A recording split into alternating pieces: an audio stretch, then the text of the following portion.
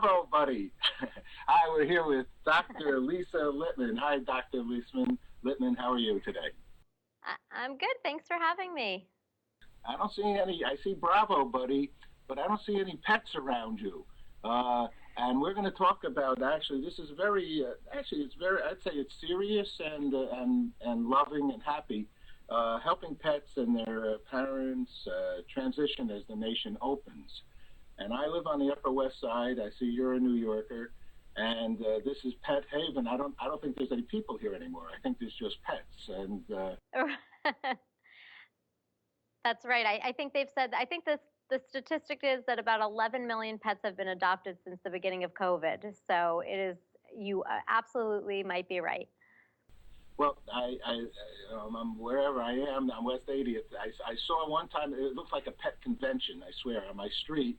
And it was the first, I've been here 36 years. I said, there was like 20 dogs and their owners all there gathering like they were in the park or so on and so forth. Why do you think that happened during this time?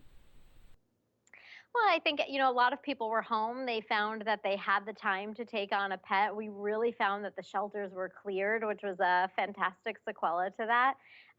But, I think because everybody wants a pet, right? And it just was the perfect time. How about you personally? What got you into pets? Did you grow up with a pet? Funny, actually, I really didn't. My parents traveled a lot and they really didn't want a pet. It was something always innate in me. I always wanted to be a veterinarian for as long as I can remember. I've always loved animals. Actually, I've lived through this with my own family. Actually, my daughter's family, and she really, didn't want to have a pet into the house for many, many years. And this is the year that the kids and the family decided to have a pet. But Right. A pet is a responsibility, right? It's just like a child. Absolutely. Yep. It can be a wonderful responsibility. What do you think a person should do, the first-time owner of a pet? Do you any suggestion what they should do before they buy a pet or adopt a pet? Yeah, well, I think definitely doing your homework, knowing where your pet comes from, avoiding any type of puppy mill situations that can be hard to do, asking for references, find a dog that you love and ask your friend, where did they get them? Would they get them from that place again? Or finding a reputable rescue, which is really a fantastic thing to do. Well, you're a rescuer and a hero in your own way as a veterinarian. Let's talk about, there's a survey that you've been involved with that comes up with a lot of important information for pet owners. Tell us about it, please. Yeah, so the Bravo Buddy survey, I think you hit on it just before, was sort of what can pet parents do when they get a new pet? Well, one of the things is now that they've gotten so many pets during the pandemic and we're with them every day, this can really create some separation anxiety. And so as pet parents are returning back to work and, being out more, they're really concerned about leaving their pets. And we've actually found that about 2/3 of them feel that they are concerned that their pets may have some sort of feel sad, lonely, or abandoned when they leave. And conversely, we found that pet parents themselves, about 2/3 of pet parents themselves felt guilty or like they had their own form of separation anxiety. But what's really interesting is that they've actually taken very little active steps to combat this. And so we're really out here trying to give them the tools to do that. All right, and those are very, very, very, I'm talking from experience here right now, tools. To me, it reminds me almost like the children leaving to go to college, or in this situation right now, this week, leaving to go to camp. So the kids are leaving, and the dog is home. And so, and a new dog, a new pet, and so everybody's still adjusting to it. So what are some of the good thoughts that evolved here? Sorry, say that one more time. I just had a hard time hearing you. I'm so sorry. So what are some of the thoughts of, how to proceed now that, you're going back to work or the kids have left to go to camp? So it's like an empty nester, except the dog is still there and the cat is still there. Maybe it's a new adoption. So now, we really need some knowledge on how to deal with that. So what did the research find? A- Absolutely. Well, we know that being with pets every day, again, can create this separation anxiety. It's very real. And so, steps you can take to combat this would be to make sure that they're tired before you leave. So, a tired dog is a happy dog. Make sure that they're getting their proper exercise.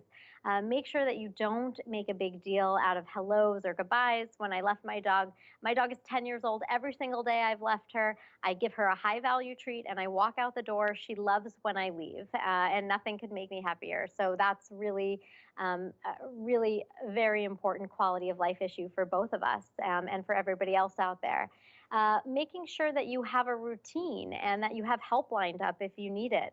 Having a routine right now is so important, making sure you get your regular vet checks. It's flea and tick season right now. And so something else that we can do is use a product like Bravecto, which gives you 12 weeks of flea and tick coverage as opposed to 4 weeks, and lets you just focus on what's important now, which is your pet. Okay. We've done stories on that wonderful researched invention, I will say, medicine. Yeah. It's very important, especially anybody goes away on the summertime and they're in the woods, and you really need to prepare for your pet as well as yourself, right? It's a serious Absolutely. concern.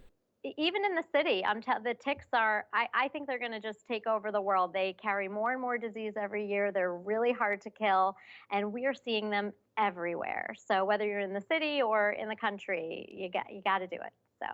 Really? So you say, okay, so I'm a block off of Central Park or so. So you're saying there's ticks in Central Park? Oh yeah, without a doubt. Yep. I've seen it. I had just a few weeks ago, one of my nurse's dogs was just walking down the street, her little white Maltese. All she did was walk down the street and we pulled the tick off of him. So they're definitely there. Oh, I think that's important. Once again, I don't have a dog, so I'm not really on top of that. But wow, that's very interesting to know. Was there any other findings that came up in this research that you worked on? Yeah. So what I want to hit on is, like I talked about, we found that pet parents really didn't have those tools. And so I have partnered with Merck Animal Health to create a pet parent guide that will really give pet parents the resources they need for this once in a lifetime transition. Okay, and that's accessible somewhere? Yes, thank you for asking. That will be on my Instagram at Dr. Lisa Lippman. So DrLisaLiPP as in Peter MAN, and pet parents will be able to access the guide there. And everybody. Oh no, go ahead. Go ahead. I'm sorry. Oh no, I was just going to mention, and as well on Instagram, there's also the Bravo Buddy Sweepstakes. So that is where 12 pet parents will have the chance to win 12 weeks worth of pet care. Their prize is worth $2,500. All they need to do is post on Instagram a video or a photo of their dog or cat, tell us why their pet helped them through their pandemic, use the hashtag Bravo Buddy Sweepstakes, and we'll walk you through the rest. And you're doing so well on Instagram. Congratulations to you. Yeah, thank you so much.